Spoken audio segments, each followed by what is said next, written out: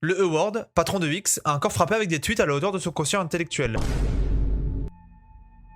Donc vous avez lu le tweet, pas besoin de vous faire un dessin, sauf qu'il a été vu par plus de 100 millions de personnes et liké par environ 700 000. Évidemment ce qu'il dit est faux, moi ça me fait pas rire, donc si quelqu'un un jour vous dit que Hitler est socialiste, eh ben je vais vous donner 4 arguments qui prouvent le contraire. Dans les premières victimes du nazisme figurent les socialistes. En 1933, Dachau, premier camp de concentration, ouvre et les premiers détenus sont des opposants politiques, dont des socialistes. 2 mai 1933, le NSDAP dissout tous les syndicats indépendants et le 22 juin 1933, on interdit le Parti social-démocrate. Le 30 juin 1934 se passe la nuit des longs couteaux, épisode où Hitler élimine physiquement l'aile dite de gauche de son parti. Déjà là, ça devrait suffire, mais deuxième argument, le nom, tout simplement. Tenez, par exemple, la République populaire démocratique de Corée du Nord. Est-elle une république démocratique populaire? Si on prend le Saint-Empire romain germanique, est-ce que c'est un empire?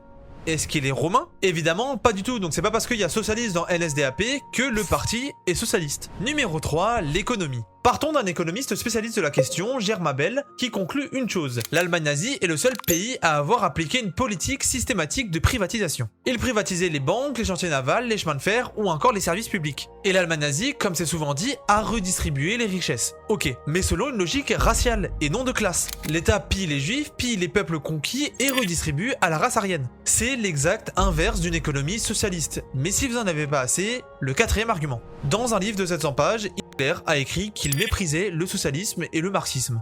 Dans un discours du 12 avril 1922, il déclare que son socialisme n'a rien à voir avec le socialisme marxiste, puisque lui, il est nationaliste. Vous avez compris, Hitler a carrément vidé le mot de tout son sens économique et social. Dans Kampf, il défonce le socialisme et le marxisme et les décrit comme sa cible principale de son combat politique. Donc vous avez là 4 arguments à disposition que vous pouvez lâcher à n'importe quelle personne qui vous dit qu'il y a socialisme dans NSDAP, donc c'était un parti de gauche. Alors vous pouvez croire que c'est un debunk inutile, franchement je vous comprends, mais quand il y a plus de 100 millions de personnes qui ont vu le tweet, quasiment 700 000 qui l'ont liké, permettez-moi de douter que certaines personnes ici n'ont pas conscience de ce mensonge, alors les historiens sont là pour vous éclairer.